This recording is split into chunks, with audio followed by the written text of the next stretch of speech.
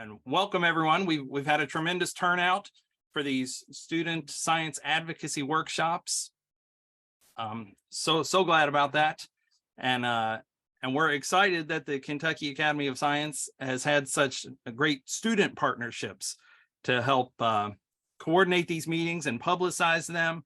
And I want to give an acknowledgement to our student group collaborators, the Kentucky Advocates for Science Policy and Research, the Kentucky Students Environmental Coalition, and the Science and Policy Outreach Group at the University of Louisville. So these are students already involved in science, already involved in advocacy and making sure the science community has a voice in public policy. So I've spoken with people from all groups leading up to today. So I've gotten input on our agenda, and we have representatives from each of those three groups who are going to talk in our next meeting. So plenty of enthusiasm from students with good stories that they'll have an opportunity to share with you all. I also wanted to acknowledge my boss, the director of the Kentucky Academy of Science. Amanda, do you care to greet the group? Sure. Hi, everybody. Thanks for being here. I'm Amanda Fuller. I'm the executive director of the Kentucky Academy of Science. I bet a bunch of you are already members of the Kentucky Academy, and thanks for being here if that's how you heard about it.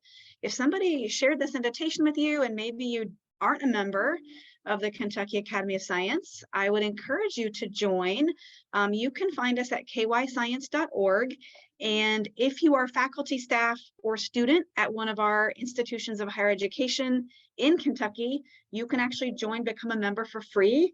So the policy work is one of the great things that we're working on. And, Rob will tell you all about how to stay involved with us if you are interested in doing that. But there are lots of other programs that we have and services that we offer, and news and job postings and things like that. So I would encourage you to become a member for free, and we'd love to have you as a member.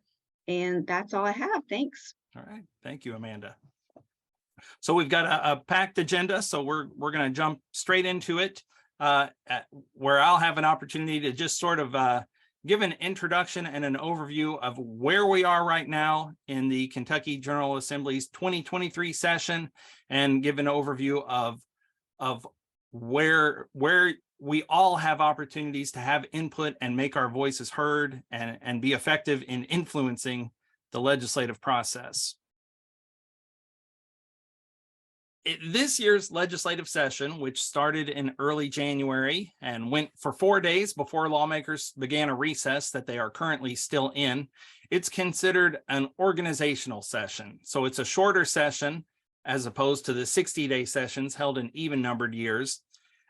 And these sessions traditionally have focused on organizational work within the legislature, of electing leaders, setting committee assignments, selecting committee chairs. They've already done that kind of work in the early days of the session. So they're now turning their focus more towards passing bills. But legislative leaders have said, since this is a shorter organizational session, they don't plan on taking up the mountain of bills that we see in the longer legislative sessions. They think this is going to be more of a tighter, narrow focus on tweaking things rather than having big landmark bills coming before the legislature. Nonetheless, never say never. There's twists and turns and surprises in every legislative session. So until it actually adjourns, I won't be convinced that there won't be amazing and big things happening, but we'll find out. This is not a year where lawmakers will be setting a state budget, because they do that every other year, and they've already created the budget for the current fiscal year as well as the next fiscal year. So that's the biggest responsibility lawmakers have, with the biggest impact on the state, and it's not happening this year. It's already happened last year. It'll happen again next year. So 4 legislative days have passed in this year's legislative session. There's been about fewer than 150 bills filed or introduced in the chambers so far. So we're just getting started. By the end of the session, or the bill filing deadlines, there might be 700 or 800 or so bills that have been filed. So we really haven't seen everything that's coming yet. I've already mentioned lawmakers are in a recess. They come back to the Capitol next week, where we'll start seeing action really pick up. I always liken the filing of bills and their movement towards passage to the same approach that we have when sea turtles are hatched, which is a whole lot of things all burst forward at the same time. And going back to these turtles, they make their dash to the sea and most don't make it. They get picked off by predators. They get stopped. They head in the wrong direction. It's sort of the same way with bills. Most bills that get introduced don't actually pass into law. Maybe 15% or so actually make it all the way through the process. So there's plenty of roadblocks, plenty of opportunities for bills to get sidetracked. So it's something to be aware of. Bills that we have already seen filed this year, some of the topics deal with medical marijuana, COVID-19, income tax reductions. There's also a constitutional amendment that would guarantee Kentuckians the right to a healthy environment, and many other topics. So the income tax reduction bill that I mentioned, that was designated as House Bill 1, which means that's the House's top priority for this session. We have not yet seen what Senate Bill 1 is going to be this year. So we don't know yet what the Senate's top priority is going to be, but I think there's probably a good chance we'll find out next week when lawmakers return to the Capitol.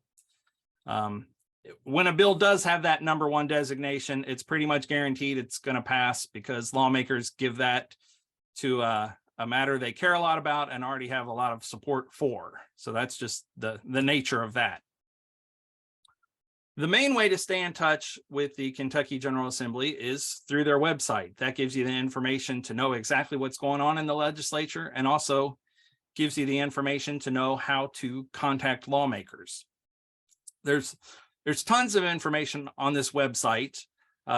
We could spend hours talking about it. We're of course not going to. I'm going to focus more on the 4 big things that anyone who follows the legislative process should be aware of in order to stay in touch with the process. And I'll mention anything I tell you today, you don't have to remember the specifics. If you're just aware of what's out there, you'll either be able to navigate your way to it, or you're also welcome to call me anytime for any issue dealing with the legislature and science policy. And I'm happy to zero into the right place and point you in the right direction. But anyone who follows the legislature closely, there are 4 things that they pay particular attention to. The daily schedule on the legislature website that says exactly which committee meetings are happening and what time the House and Senate chambers go into session. There are feeds to live streams on that website. So you can see any committee meeting or any House or floor proceedings live, no matter where you are in the world, as long as you have a smartphone or a computer with an internet connection. So you can always know anything that's happening within the legislature in real time. And of course, there's extensive info about each bill that's been filed on the website. You can you'll see bills updated each day, so you can see what's been filed that day. You'll see exactly who the sponsors are, what the bill history is, who's voted for a bill, who's voted against it, the full text of the bill, the summary version of the bill. And you'll, of course, also find lawmakers' contact info. So this is what the legislature's homepage looks like. And I just wanted to point out one of the big 4 things I've already mentioned, the daily schedule. I circled that at the bottom. That's the legislative calendar. I also wanted to mention there's web pages for every committee in the General Assembly. And among the good things on this page, besides the committee membership and the agenda for their committee meetings, is this area that I've circled with meeting materials. At each legislative committee meeting, lawmakers are given a packet of background info on the bills they're going to consider, or handouts or PowerPoints on the testimony that's going to be presented. The same information they're getting, you can see yourself by clicking on these the meeting materials. So you'll have the access to the same information lawmakers have as they go through their committee meetings. And it's worth mentioning these committee meetings, the committee system is really the workhorse of the legislature. We all might have mental images of the dramatic moments that take place in the House and Senate chambers, but it's in the committee system where regular citizens get a chance to come in and testify, and where changes are made to bills, and where consensus can begin to form on a lot of the matters that are important. Also, going back to the main layout of the web page, I wanted to point out what I mentioned, where you can see the live streams so that you'll see exactly what's happening in the legislature at any given moment. If you just simply click on that live coverage button, and you'll have the options to see whatever you like. Now, when I mentioned the bill information, the fact that you can see the bills that have been filed, the text, the summaries, the bill history, the sponsors, you'll find that information up here at the top of the page where I've circled bills. That leads to the legislative record, which is the main document source of information for anyone who's following the legislature. If you click on that and you go in and you start looking at the 2023 legislative record, you'll see bill summaries, texts to entire bills, sponsors, any fiscal notes that show the fiscal impact to the state budget, or any actuarial analysis that has been conducted. You'll see the latest action, how lawmakers voted. And bills can be categorized in various ways. You can choose how you want to look up bills. If you know a bill number, you can go straight to that. If you want to see the bills according to sponsor, you can look at them that way. If you want to see them according to subject, you'll have options for all of the above. And again, I mentioned you can contact legislators through the website. Obviously, you just click on this legislators tab, and you'll be able to see lawmakers' bio information, their committee assignments, which caucuses they're in, how to call them or email them. It's also really interesting. A lot of them place their Twitter handles and links to Twitter on their webpage, which has become an amazing source for the latest breaking info in the General Assembly. And anytime someone in the legislative community posts on Twitter about General Assembly action, they use the hashtag according to the year it is. This year, it's hashtag KYGA23. So if you just do a search on that hashtag, KYGA23, you'll see a running, interesting discussion about all that's happening in the legislature. Other things available on the web that I'm not going to take the time to go through and show you, but I'll just mention, you can see maps of legislative districts, all sorts of publications about the legislative process, the committee info, current Kentucky revised statutes, information if you want to visit the Capitol. Ours is a working Capitol, not just a historically maintained place, but it's, as we all know, it's open to the public. You need no appointment to go in there. You can walk straight into our beautiful state capitol and start observing the legislative process anytime you like.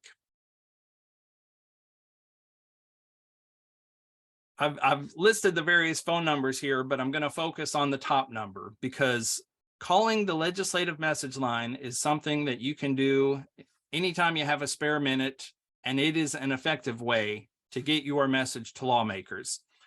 You can call the message line, and if you know exactly which bill you want to share your opinion on, you can tell them that. If you have no idea of what the bill is, but you know the topic, that's fine too. The operators are diligent in taking your message exactly how you want it to be taken, and helping you look up any information that you need regarding bills or which lawmakers you want to contact, whether they're in your district. If you want to send a message to every single lawmaker and you tell them that, they'll do that. If you say, I want to send a message just to people on this certain committee, they'll do that. So simply taking a minute to call this 800 number and saying whatever you want will get your message faithfully delivered to any lawmaker's office that you want it delivered to.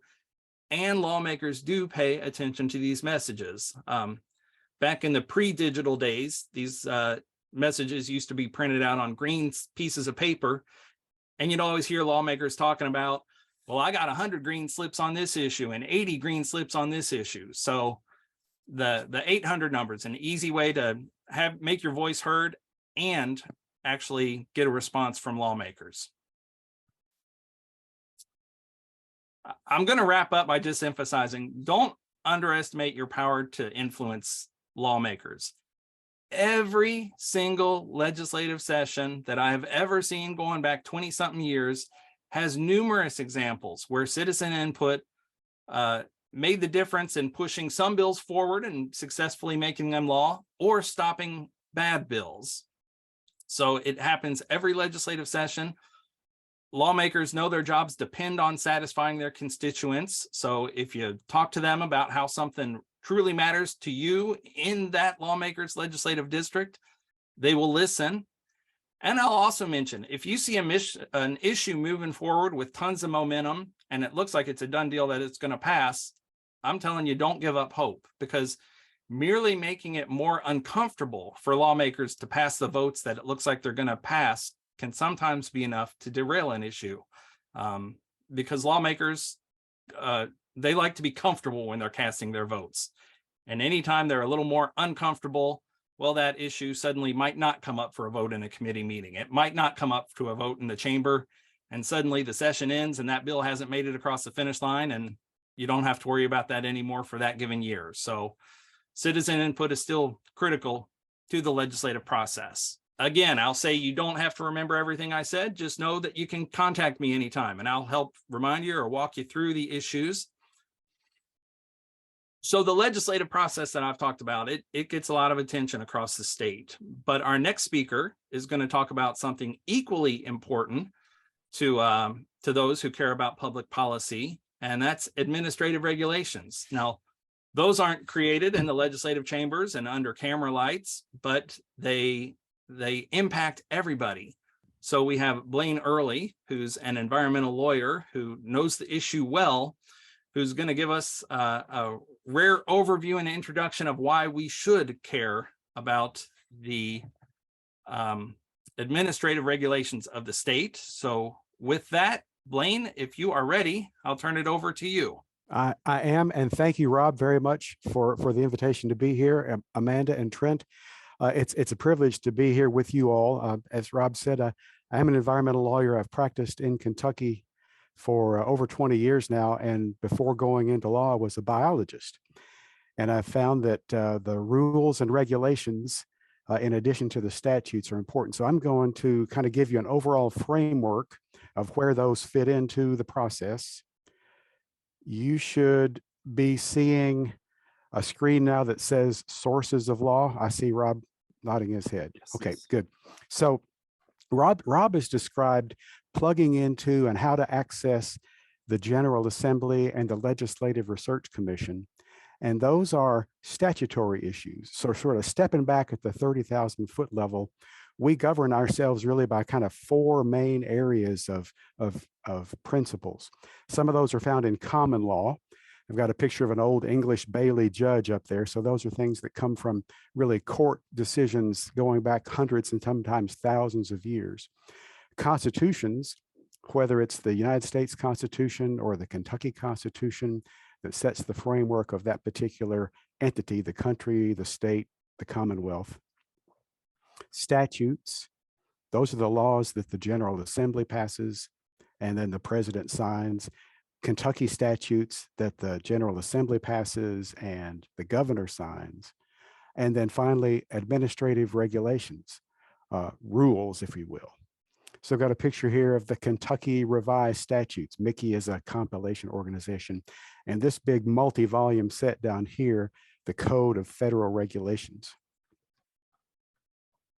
So just quickly, common law examples, things you may have heard of, like property rights. Much of our ideas of what private property principles are, those come from, again, hundreds and thousands of years, primarily of Old English law and concepts of negligence that I'm sure you've heard of, someone being negligent. You have a duty to act as a reasonable person.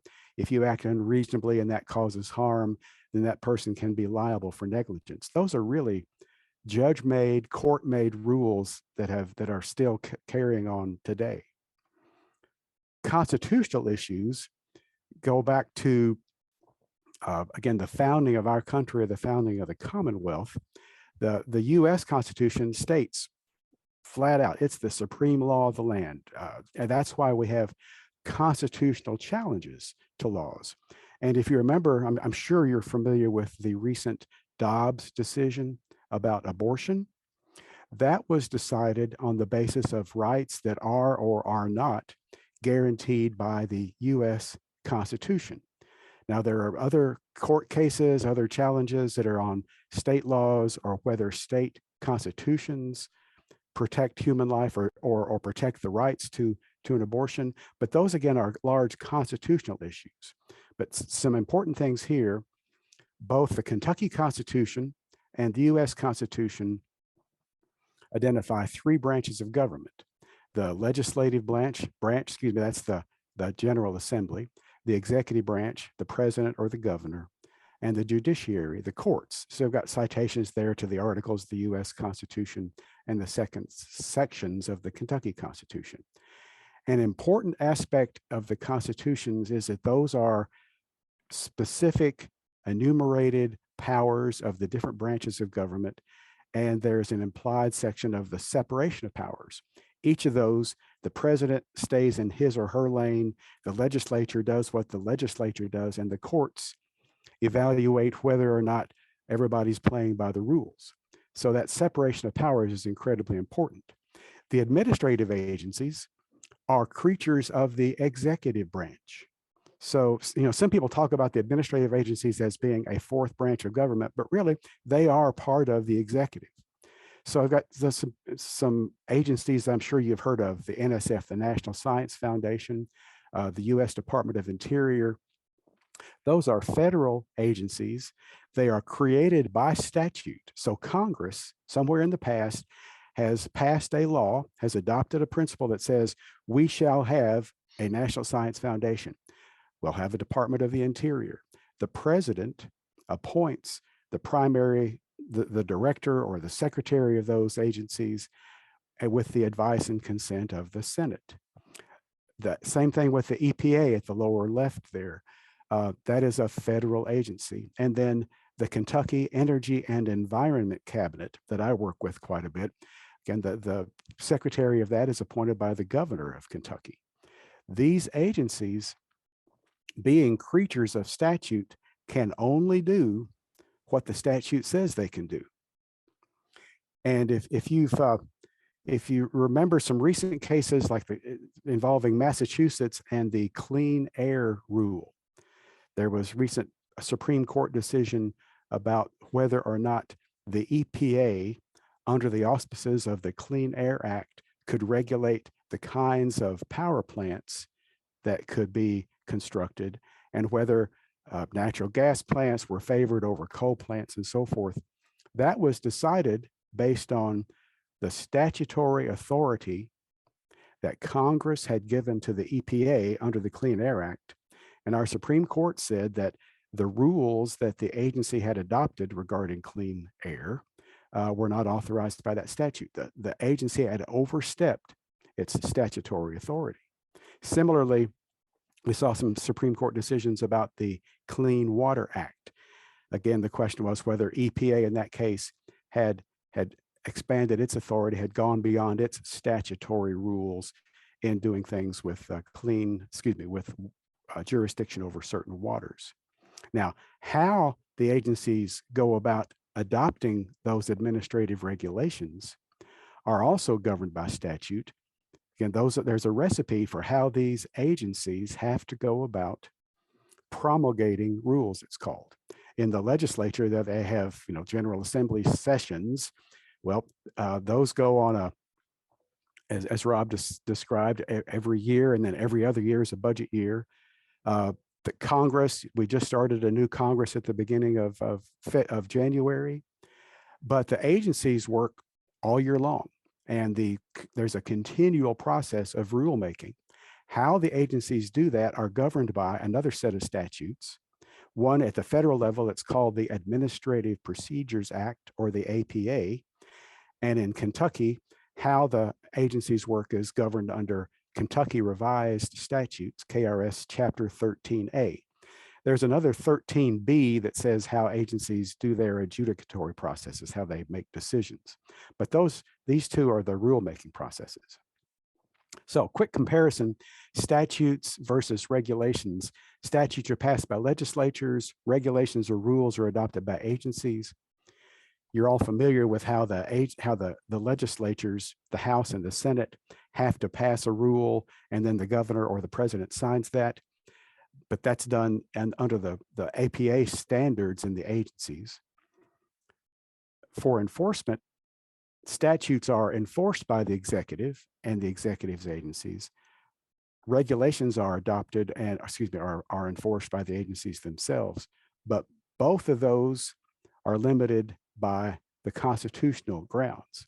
So all these things have a basis of, they have to have a basis in their authority and what the Constitution says that those branches of government and the rules and regulations, the statutes that they pass, can do to us as citizens.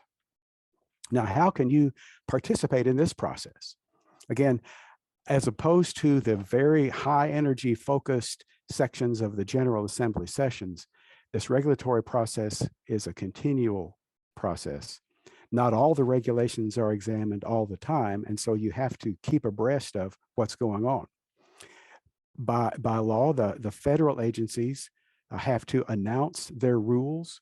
There's a process called notice and comment rulemaking.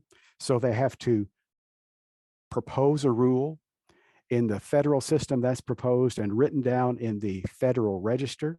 There's a link to the Federal Register there, and just an example here of, if you go online, you'll see this Federal Register. That's today's version, and you can go do that. You can sign up for a daily email that will give you the Federal Register table of contents, and then you can click on any of those and find out what that proposed rule or other administrative agency action is. In Kentucky, we have a monthly publication of the Kentucky Administrative Register.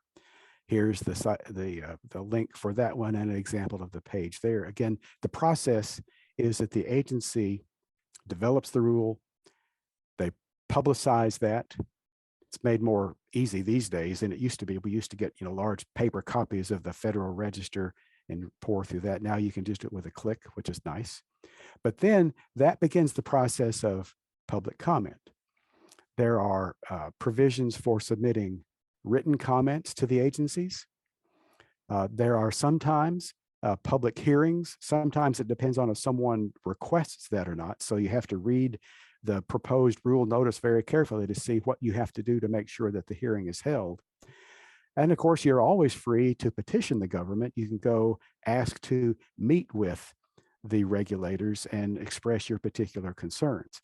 It's not as easy as with the General Assembly and the very good description that Rob gave about calling the 800 number for the legislative contact line.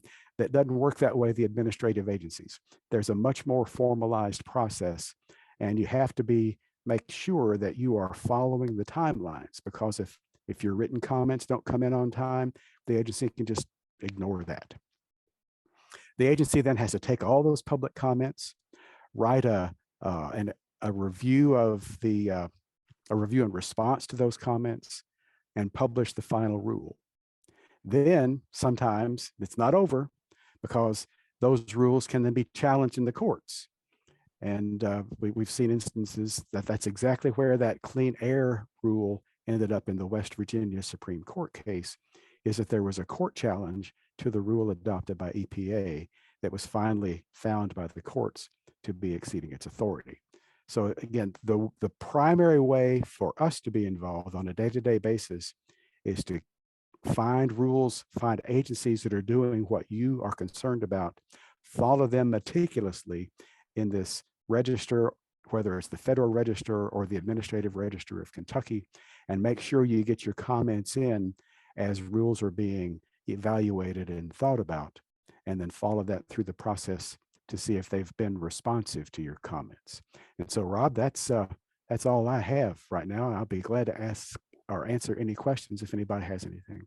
Again, thanks for the opportunity to talk with you all. It's great, absolutely great to see all of you participate in this process, and thanks for being here. Appreciate it much, Blaine. Before we move on, I'll ask, does anyone have questions? If not, you can still put those in the chat, and we can still even after the fact, we'll get the questions to Blaine and get answers for you. Okay.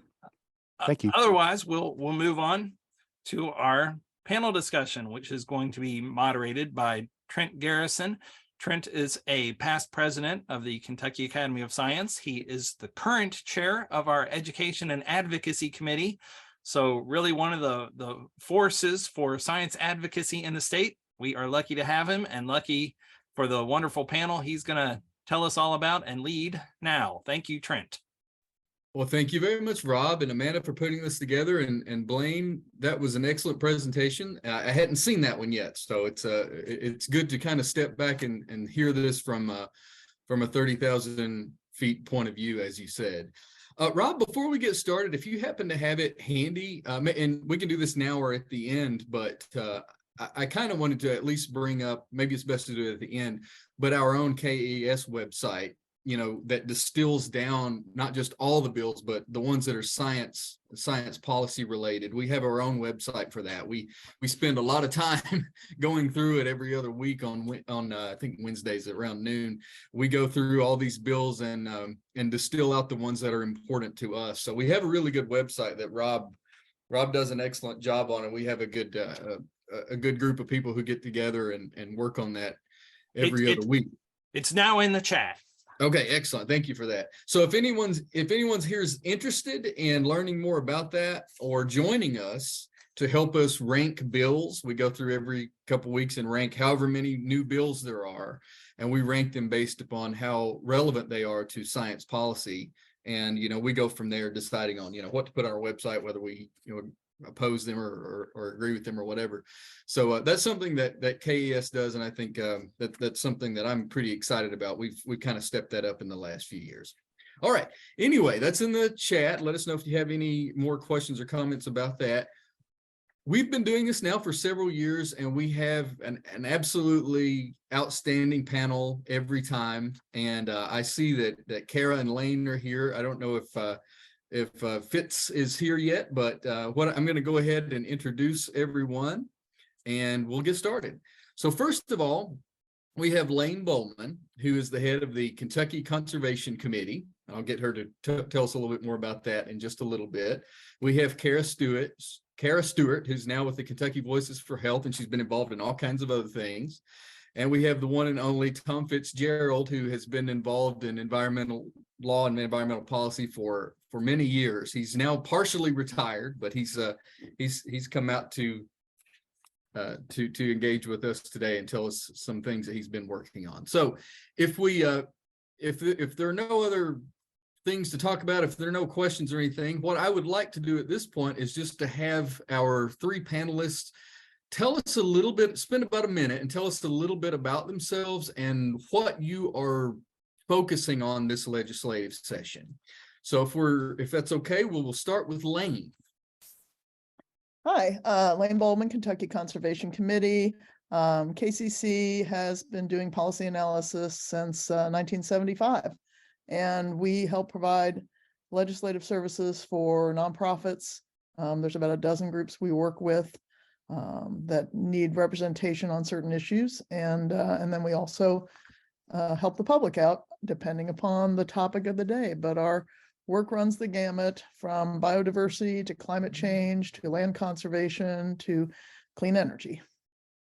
And KCC has an excellent website in which you follow bills and you track them kind of like we do. So that's a really good resource as well. We use yours sometimes when we're working on our material. Well, welcome. It's good to have you back. Kara, why don't you go next, if you would, please? Hi, I'm the Director of Policy Advocacy at Kentucky Voices for Health, which is a statewide nonprofit, nonpartisan advocacy group. We are a consumer health watchdog kind of group that works primarily at the state level, but our name is very literal, Kentucky Voices for Health. We work really hard to make sure that we're listening to Kentucky voices, and that we are, you know, pushing those voices out and up and making sure that our legislators also hear them. And then I do the sort of professional side of it where I do the policy analysis and figure out what maybe the right recommendation to be and compare other states' policies. And I also do some of this bill tracking business, but I usually kind of live more in the what's moving and get really specific in what's like killable or changeable or kind of the reality of it. But I deeply appreciate like Forward Kentucky's bill tracking and KJC's bill tracking, KJC, Kentucky Equal Justice Center, where I used to work. And now I just bookmarked y'all's to make sure that I'm following what you're putting out there too, to say what's good, bad, or ugly. So it takes a lot of eyeballs to keep up with it all. It does. It's a lot of work, and we're very happy to have you back. By the way, thanks for being here. And yeah, Rob does an excellent job, and our committee. It's not just Rob. Rob does a lot himself, but we do have a committee also who we want to thank as well for putting that website together. It's been really helpful. It's come together over the past three years or so. It looks like Tom Fitzgerald has joined us. So Tom, if you would just take a minute, introduce yourself, and tell us what you are paying attention to this session. Hey, this is the late Tom Fitzgerald. I apologize for that. I am of counsel with the Kentucky Resources Council, which provides legal and technical assistance to folks around the Commonwealth on a range of environmental and energy issues. I will be doing lobbying for KRC for the rest of the session, which starts back up next week. And we are monitoring environmental and energy legislation. There's not a lot that's been introduced yet, but we will expect that to change over the course of the next couple of months.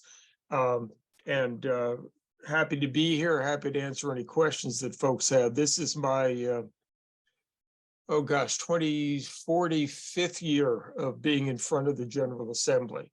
And so it has never been easier, I've got to say, for the public who is interested in legislation to be involved, to have your voice heard, and to track what's going on. So I would encourage you all to do that, because I can tell you that in your absence, the decisions that are made will be less in your best interests and the interests of your family, your friends, and your communities than if you do participate. Yeah, and if you know anything about science policy, environmental law, those health, those sorts of things, these are three people that you want to know, put it that way. So we're lucky to have them here today. So what I would like to do, just kind of starting off, is I'd like to make this an informal situation here where we just kind of go back and forth and talk about the bills that are important, or the types of things that you're focusing on. So if you don't mind, just tell us either the top bills that you're watching this session, or the top issues that you're watching that you might expect to come up, whether they're positive and negative or whatever. So whoever wants to go first, throw it out there. You're welcome to do so. Well, the top bills that have actually been filed at the moment, we're now pushing for House Bill 66, which makes it more difficult to, or you need more notification to do these shutoffs, because a lot of people were caught off guard by the emergency that happened just before the holidays in December. So we support that. It's got bipartisan co-sponsors, so we'd like to get people to support that bill and get more momentum behind that. Could you tell us a little bit about that? Well, it makes it more difficult for utilities to disconnect service during extreme winter and summer temperatures. Okay, that's basically the crux of it. And then the other bills we're pushing right at the moment, there's a pair of bills, HB 50 and SB 50, that will make more offices partisan. And I don't think anyone really wants more partisan offices. We've got enough partisanship at the moment. So it requires the office of county commissioners, city mayors, and legislative body members, all city offices, soil and water conservation officers, to have a partisan primary, partisan elections requires school board candidates to have emblems of political party affiliation presented on the ballot. Just not good for us. But since they filed in both chambers, I'm very concerned about that.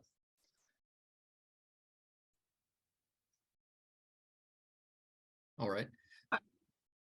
I was just thumbs downing that partisan bill. That's dumb, bad deal. I will say that the bill that KVH is watching, even though we're consumer health advocates, is not maybe what people would think is directly related to health. It is House Bill 1, which is our march to Kansas, changing our ability to ever have nice things. It is reducing the income tax, which sounds just great, but there's no plan to replace it that's realistic. So that just means Kentucky will have fewer resources to do the things that Kentuckians should get from our government. And so we have great fears that taking away that revenue will just mean that we will take away health in the future going forward and looking at priorities like that. So but I will tell you this, I'm not putting a ton of effort into it because I'm pretty confident it's happening.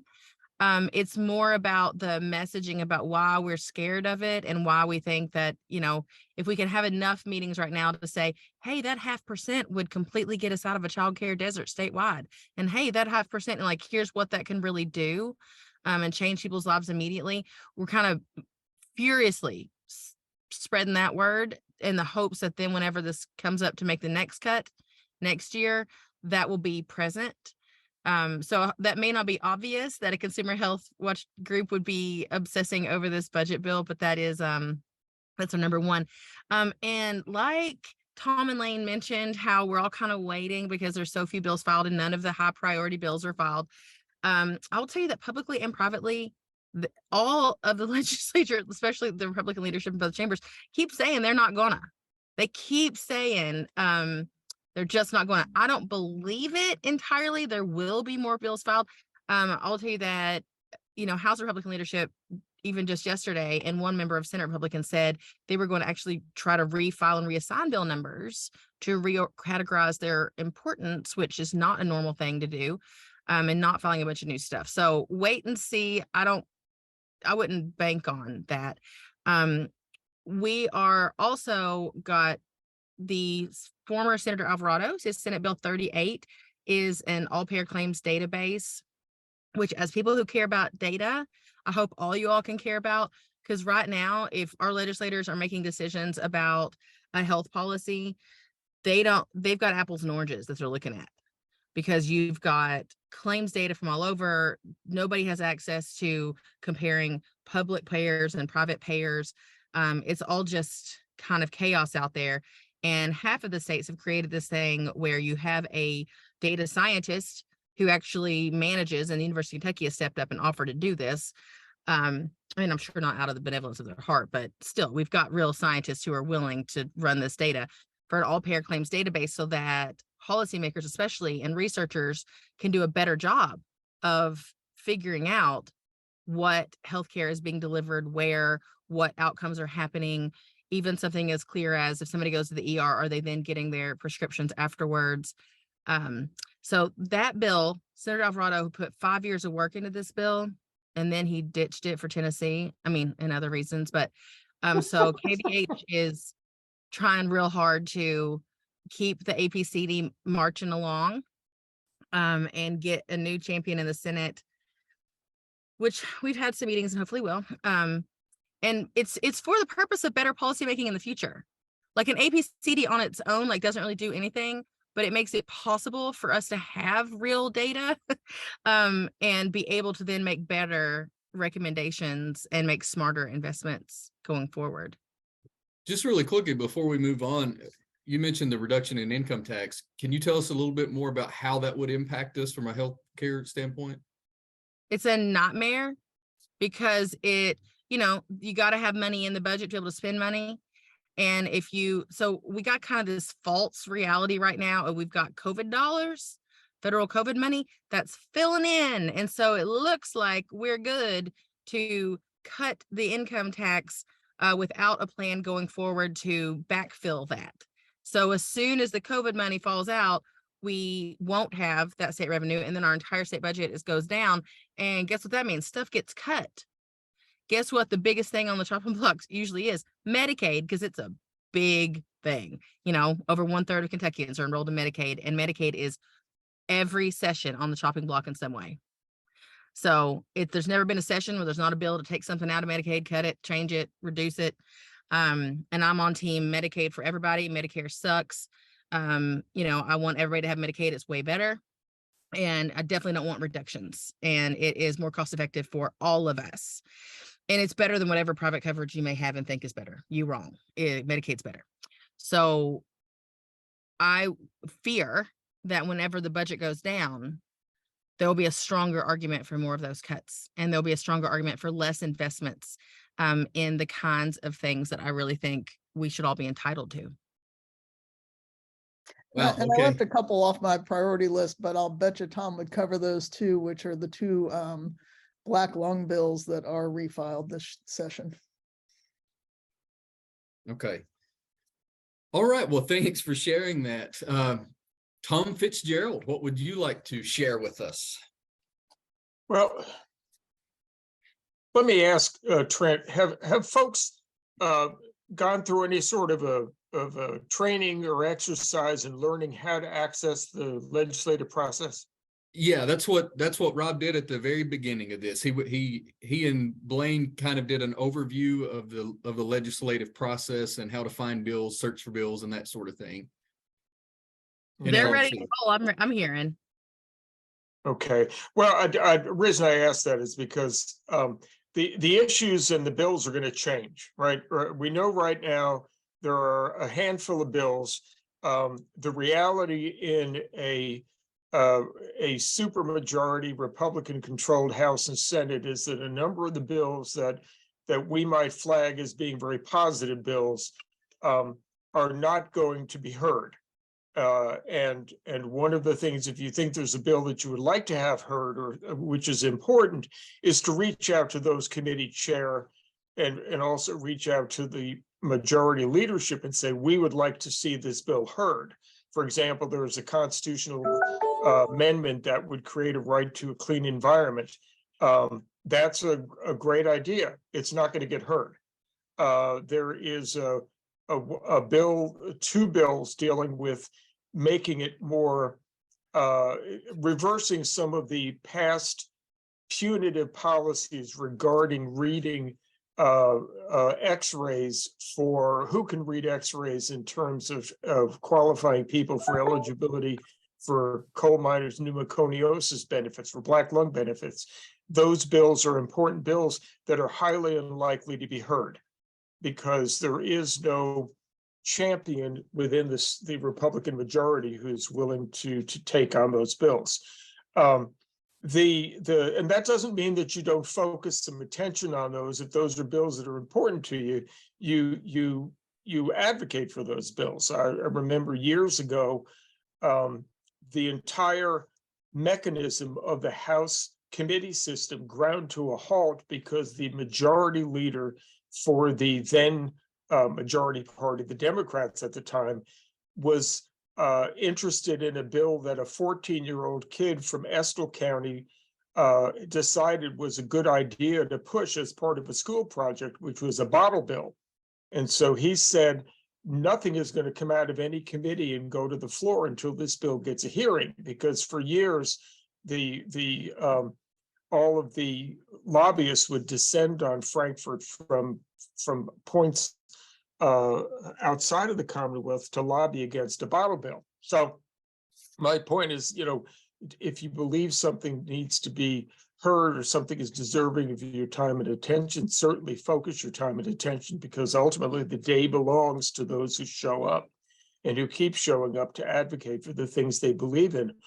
There are some troublesome bills, one of which is blatantly unconstitutional, and I really wouldn't suggest you spend much time on it at all, and that is the seemingly annual effort to try to make the regulatory review process more difficult and onerous.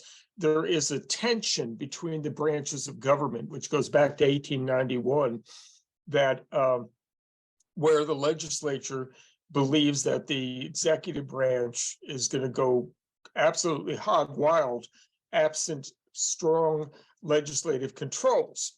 And even though the number of regulations that the legislature has found to be deficient is far less than 1%, you always see these bills that try to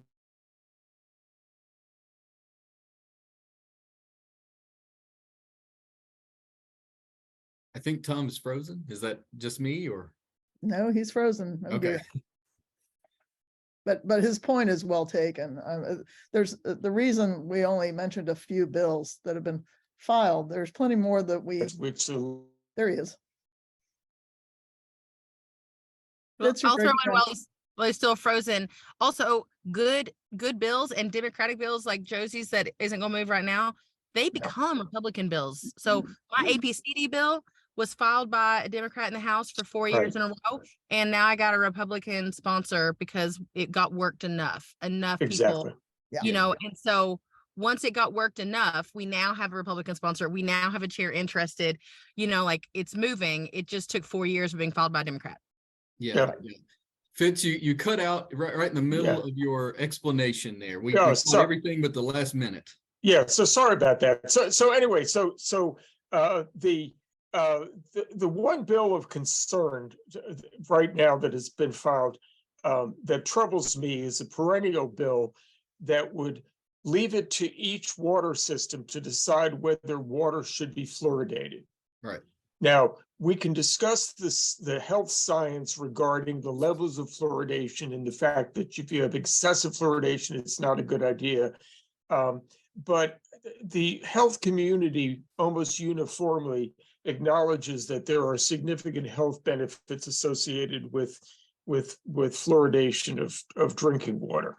The same way that we've recognized that there are significant health benefits from treating drinking water for bacteria before we provide it to people. And the bill would leave it to each water system to decide whether or not the water should be fluoridated. So that's something that's going to be debated and is something that if you have a feeling about or concern about, you might want to reach out to the members of that committee, reach out to the leadership of that chamber, and reach out to the sponsor of the bill. One of the things recently, there was a newspaper article that kind of vilified the sponsor. I don't think that's particularly helpful. These folks, one thing I've learned after these decades is these folks, for the most part, they come at these issues from their own vantage point, the way they grew up, the way they were taught, what they've learned, what they've experienced, and they're not generally malicious in their intent. And so spending the time educating, reaching out, understanding what is motivating the issue, I think is helpful. Making fun of folks and vilifying the way that unfortunately tends to be the way that we tend to address things we disagree with anymore, I don't find to be particularly helpful. And that's why I love the fact that the science community, that all of you all, that KAS, that the rising leaders of tomorrow that are on this call are taking the time to pay attention to this, because that's how positive, effective change happens.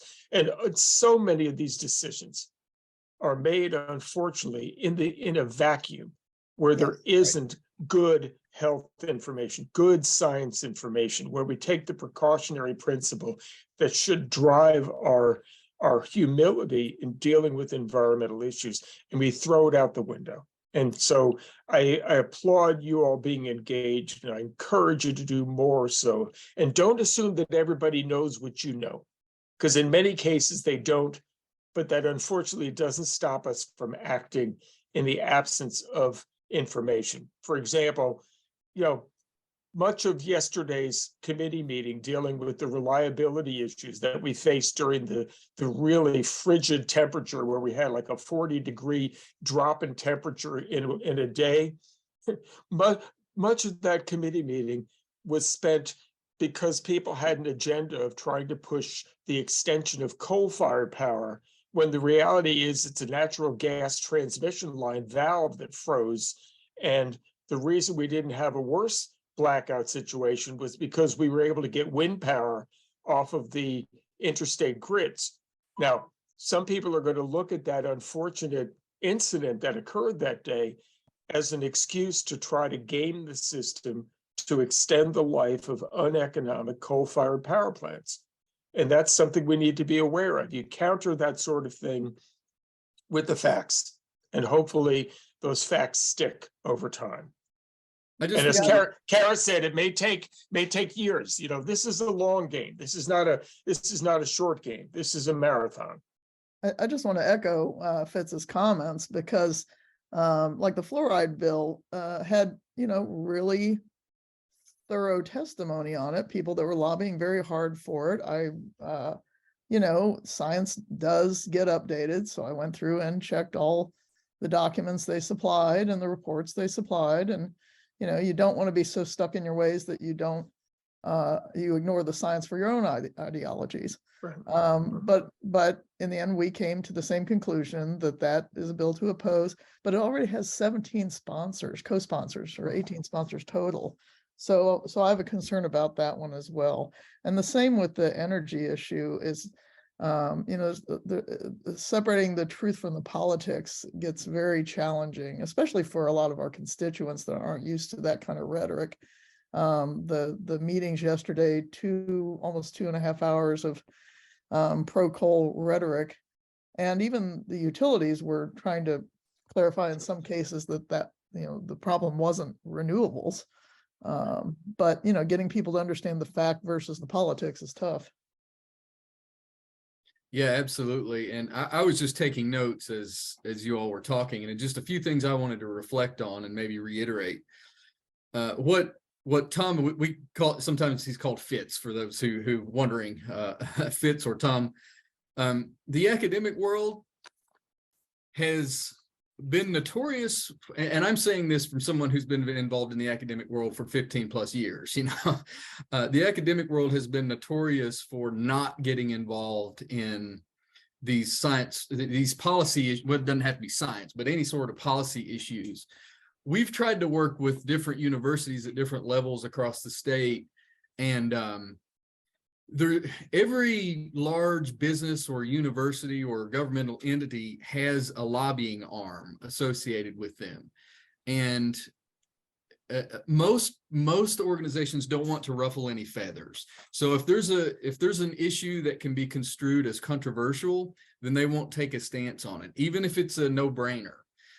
We ran into that with masks, for example. Back in the days of COVID, none of the universities wanted to testify with us on the efficacy of masks, for example, or those sorts of things. So that's just one example. Or the hospitals, they didn't want to go there with us.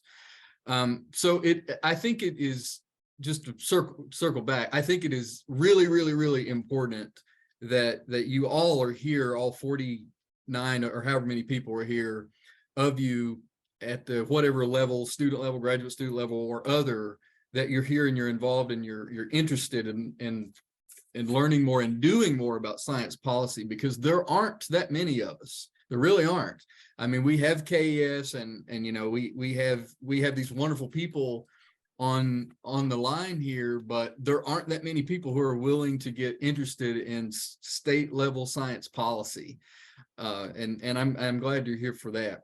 With regard to the fluoridation bill, that's something that keeps coming up.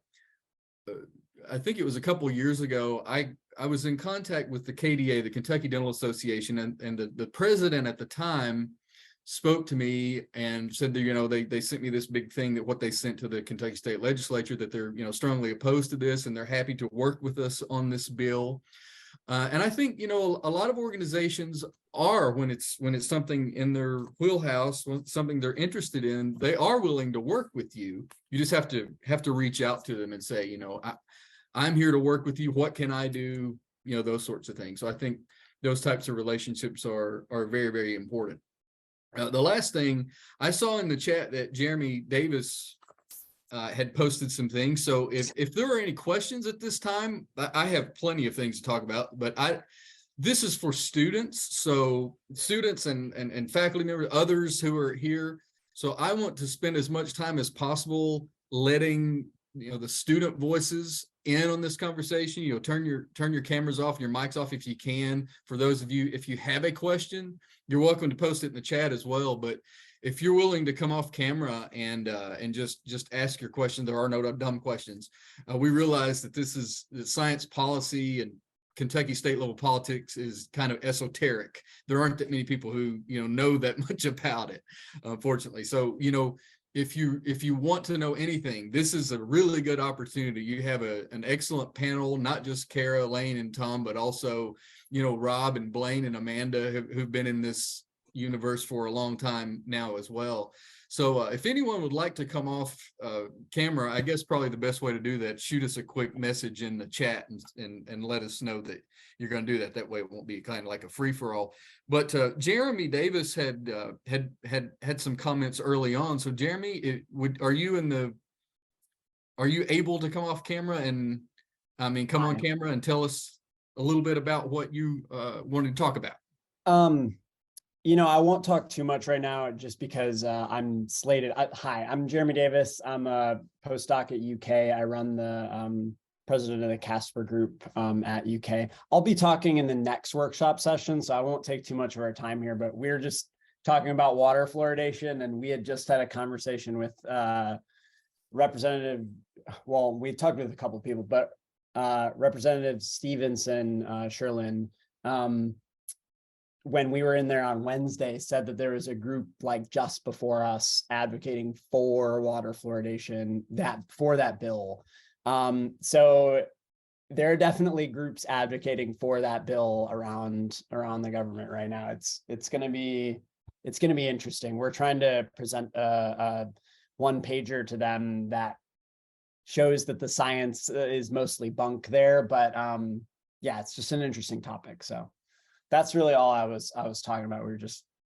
Well, that's really helpful to us to know that you're doing that, because like I said, it's already got 18 co-sponsors and it was only 4 days into the session. So they're really working it. So we need more folks working that issue on the other side as well. Jeremy, look, you've got great advocacy happening right now in the chat. Yeah, I'm You just all reading that. Get a great big old sign-on letter on. I was gonna say, I'm Cassie. I'm the director of SPOG at UofL. And if anybody here is at UofL wants to get more involved in policy, you can contact us. I put my email in the SPOG Gmail, but we would definitely be interested in some sort of combined effort if you're interested in that. So we're on the health sciences campus here. So I'm an MD PhD student. We have a lot of PhD students who are in different health science career related, like immunology. We have a lot of students in the dental school. And we are doing on February 14th, actually. So it's a couple weeks away, but we're going to be doing like a letter writing campaign / information campaign. We do we call it We Heart Policy. But if you're interested in some sort of combined effort, for sure, email me. I will email you. We definitely we did a Hill Day Wednesday, and we're doing another one next Wednesday, basically trying to cram as many meetings in as possible. And we have both a laundry list of bills overall that we suggest voting for and against, as well as a bunch of specific one-pagers that we are presenting specific topics on, and water fluoridation is one of them, as well as HB 140, which is that right to the environment bill, which I love and I hope can get off the ground. But yeah, I will reach out to you and see, how our availability is and all kinds of things. So sounds great. Jeremy and Cassie, thanks for coming on there and telling us about that. You guys are more than welcome to join us on our bi-weekly calls. Just when you're available. You certainly don't have to be there all the time, but just kind of keep us in the loop, especially during the legislative session, what you're doing. That way we can combine efforts. I think that would be really, really helpful. So you're more than welcome to join us. And if you don't know when that is, reach out to Rob or myself, and we can certainly put you on that list. There were some other people who had some comments in the chat, and I apologize. There's a lot here all of a sudden. So I think Haley had a question. So Haley, would you like to ask that question about sponsoring a bill? Yeah, I was just wondering how you find out how many people are sponsoring a bill. I think I answered my own question. I just opened up the bill on the Kentucky legislative website, and then it said sponsors, and now I can see that there are not that many people sponsoring the bills that I'm currently advocating for, which is unfortunate, but I do see that Well- there are a lot of people advocating for that water fluoridation bill to get passed. Well, So Haley, it's not just the numbers, right? You could have a bill with 98 sponsors and it ain't going nowhere. That sounds crazy, like in the House, but it's real. Like the example that Fitz gave about whenever that floor leader was like, and everything stops now. There's just a few people in leadership that make those decisions. So, it matters who the sponsor is, what their relationships are, how much work they're willing to do, what they're willing to give up out of their name and ego, depending on who they are. It's more complicated than just the numbers, unfortunately. And there's plenty of bills with tons of sponsors that aren't going anywhere because they're a faction of the majority caucus that is not in favor. Thankfully so. That's unfortunately true, but if a bill has, I'm worried about fluoridation, Lane. I'm not saying that doesn't matter. I'm just saying if a bill has bipartisan co-sponsors, that stands a better chance. Yes. So Isabella had a good question in the chat. Isabella, I don't know if you are in the position to come on, but you're more than welcome to and ask your question or discuss it with us. But she said, how long is the process of getting a bill sponsored? What's the shortest amount of time, longest amount of time, etc.? Hi, that was my there question. you are. They just have to file paperwork indicating that they want to sign on as a co-sponsor, and then it gets approved. Yeah, you can't, even a sponsor can't really stop someone from co-sponsoring because that's happened before too. There's plenty of times when sometimes sponsors don't want this other legislator's name on there. The only thing that they can control is the first co-sponsor, because on their bill filing form, the original main sponsor has to fill out that second line. But other than that, it's a free-for-all. So anybody could add on to anything, anytime that they're in session. They just have to tell the clerk of that chamber. And in terms of like, if you're trying to start a new piece of legislation, that depends. Like if you've got a good relationship with somebody, like there are legislators who I'm sure that Lane could get a bill sponsored in 30 seconds with one text message, but that won't, that's like the first of 10,000 steps, Yeah. And then go ahead. Well, see, and more of the work is in figuring out what that needs to look like and making good policy, which is why, even if it's a bill's not going to go anywhere, how Fitz was saying it's still worth it to work it. It's worth it to make it a better bill, because when it does ever eventually move, we want it to be excellent. We want to have worked out the kinks. We want to have had tons of people think about it, and you can't do that quickly. So it really takes time to make legislation good. Is there a way, so I know I'm going through this process and I'm going to be certified at the end, but is there a way that me as a person who's not in the legislature could get involved with something like this, or maybe to petition for a bill to be passed? Or is it just like a single person thing, or is there like a group that could come together or something? Because I've always wanted to like help out in the community, but I've never known where to start or how to start. Didn't know if there was a specific process, something like that. Yeah, I'll let Tom go first. No, I was just going to say there's a couple of steps in the process. Before you see a bill that actually gets introduced by a member of the General Assembly, you start with the concept, something that you want to pass, right? And that may come from a constituent who says, I'm having a particular problem.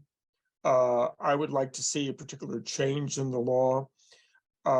There's a gap here. For example, somebody might say, I've seen animals in hot cars, and I don't know if there's something I could do or shouldn't do because I don't want the animals to die. And that may end up a legislator would then go to the permanent staff that are called the Legislative Research Commission, and that staff would develop a bill. They would research what's being done in other states. They'd reach out to constituents who have expertise in that area.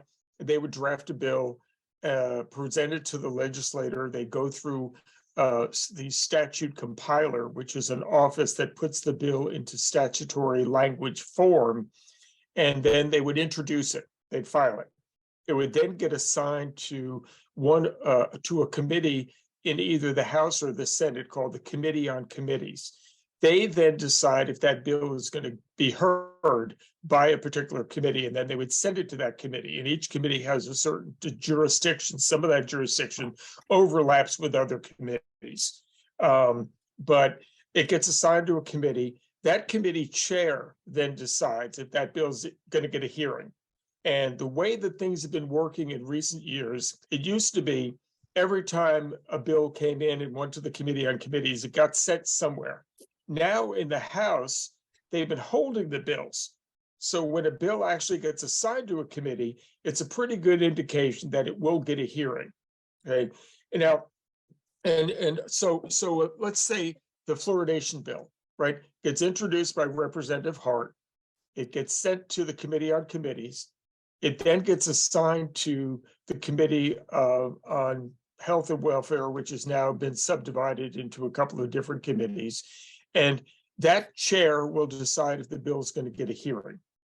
Now, under the normal process, the bill would be posted for consideration.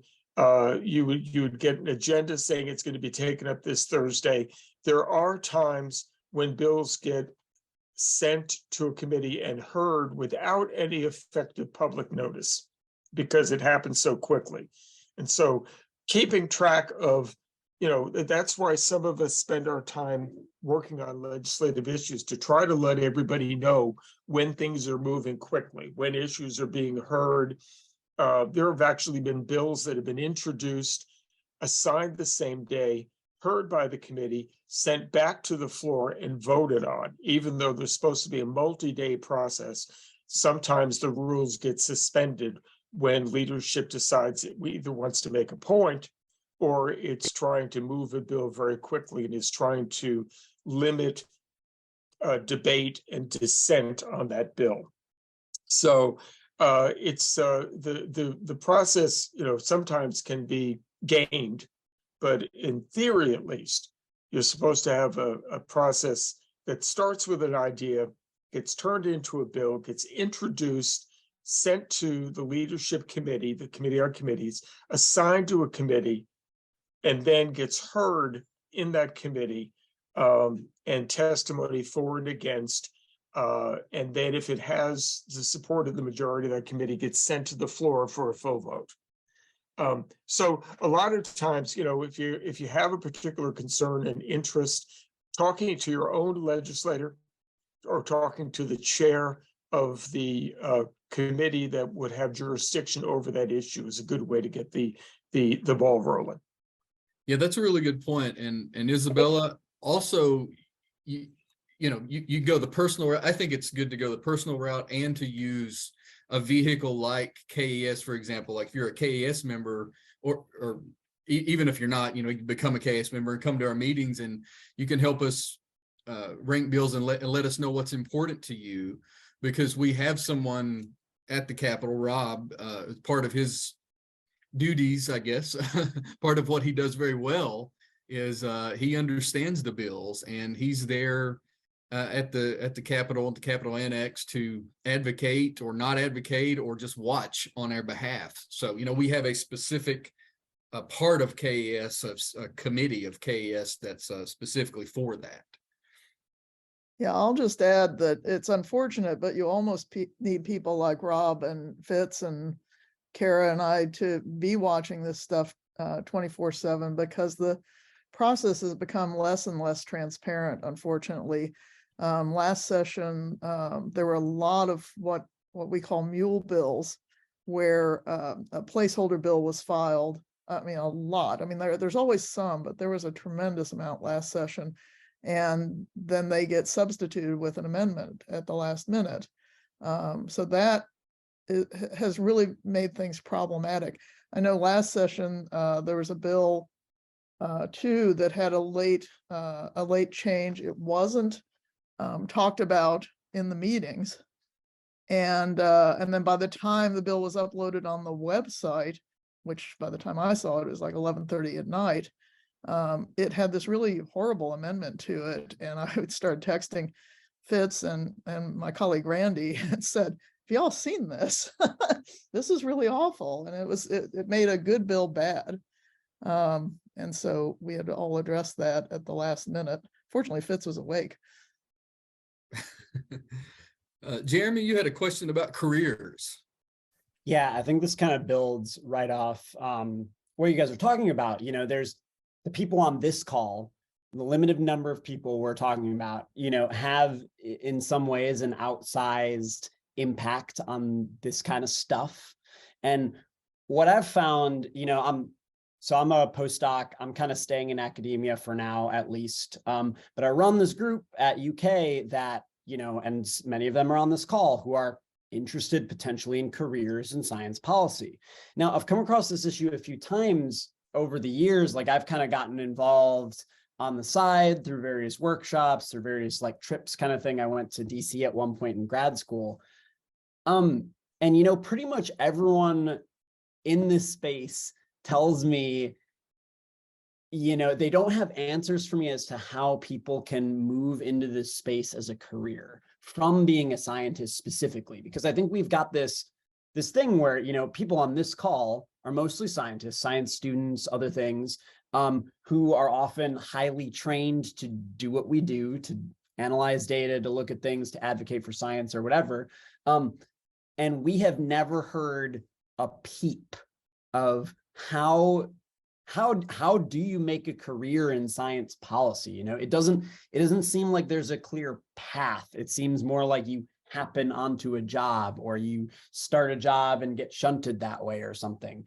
I'm curious if you guys have any insight on that. You know, I'd just love to see more ways for people to worm their way into this area, so to speak, if that's possible. I know you guys aren't in control of that, but I just want to hear your thoughts on it.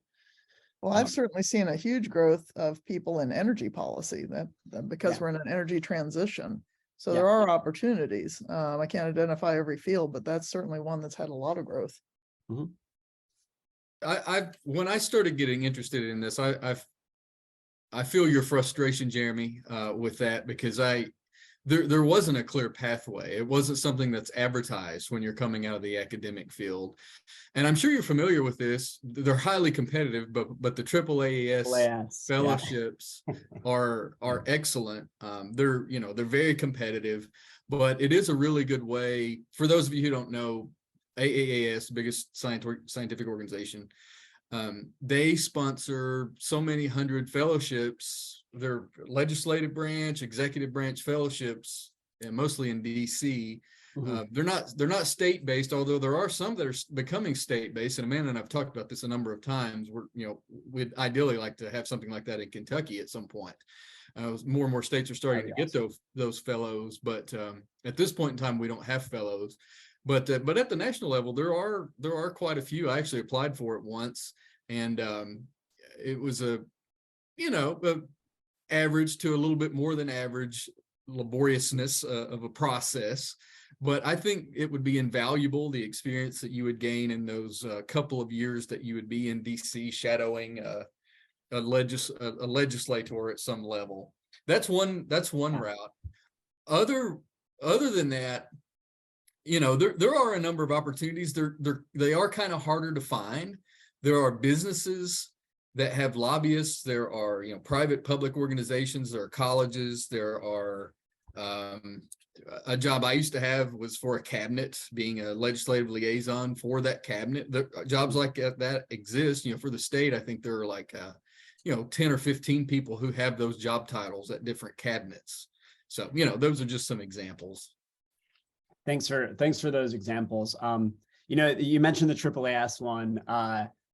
That's such a good opportunity. In fact, the former KAS for president, she presented at this last year, Eleanor Johnson, got a AAAS fellowship. So she's, that's where she's at right now. Awesome opportunity.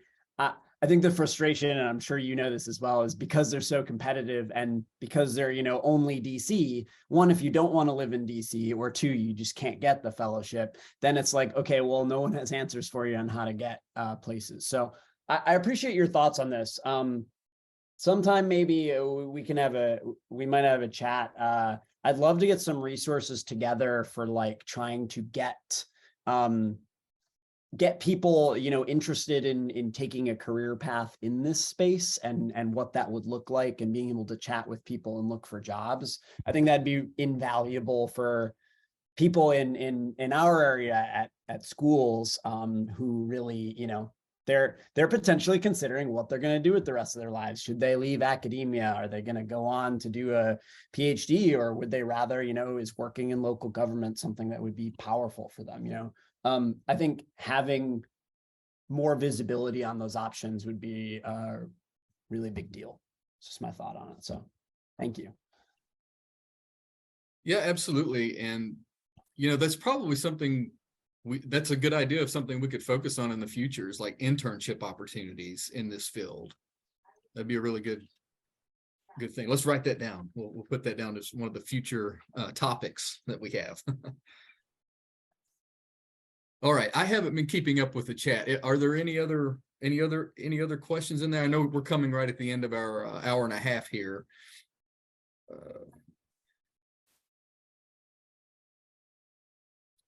Well, are there any, this seems to have gone by really quickly. Are there any final thoughts from our panel before we do our wrap up on just thoughts in general of getting involved or things that folks can do on the student level that would be helpful? Well, any and all engagement for the next couple of weeks. It's going to be interesting couple of weeks once they come back in session. And you'd be amazed that particularly in the energy fields that some of us do work in, that it was young folks that got that energy transition started. And on things that are really technical, like energy, it was often hard at the beginning to find people with the talent. So if you don't see something now that you think fits your bill, it may just not have been invented yet, and you may be the one that invents it. That's a good point. Trent, here is your reminder.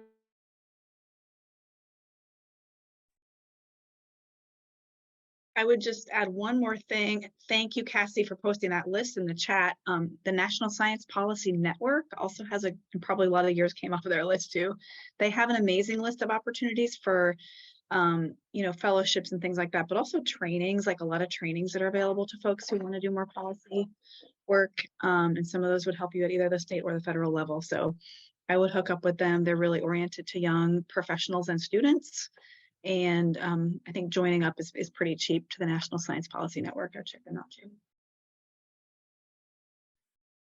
Excellent. Tom or Kara, do you have any final thoughts before I turn it back over to Rob for our farewell?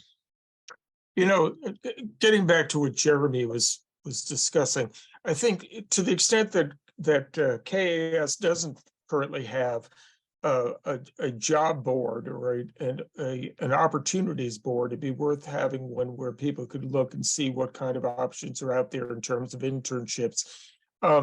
Also, it might be worthwhile at some point to host a pod, some sort of a virtual gathering where you bring in some folks with scientific training who have taken different career paths. We've done that in the law field for the Kentucky Environmental Leadership Institute, which runs out of the Resources Council, bringing in folks who may do science as part of an NGO, may do it as part of a local, the Council on State Governments, or may do it as part of being a professor, may do it in the private sector, may work with a consulting firm, may work with a business. There's any number of different paths. And it may be that what you end up doing to pay the bills is not what your passion is, right? The apostles had to catch fish for a living. Ideally, if you get lucky, you get to be paid for what your passion is, right? And if the job isn't out there, then you create the job. I think it's also would be a wonderful thing to have the ability to take your passion and your training and to put it to use. And we've had research centers, and unfortunately, when they get afoul of the powers that be, they get defunded. So we had a long-term policy research center, which got in the way of one of the high-ranking legislative leaders, and he defunded it because he didn't like what their research results were saying. But I would encourage you all to look at all the different career paths that are out there, and anything that we can do to assist in that regard, we're happy to do. And I encourage you all to stay to stay engaged, because it is, the decisions will be better for your participation and your passion and your commitment. And just to, yeah, thanks for that, Tom. And just to follow up on what Tom's saying, the Council for State Governments that's a good one. The national headquarters is here in Lexington up at the Horse Park. It's a very nice facility, and they're always hiring. I see jobs for them for policy analysts all the time.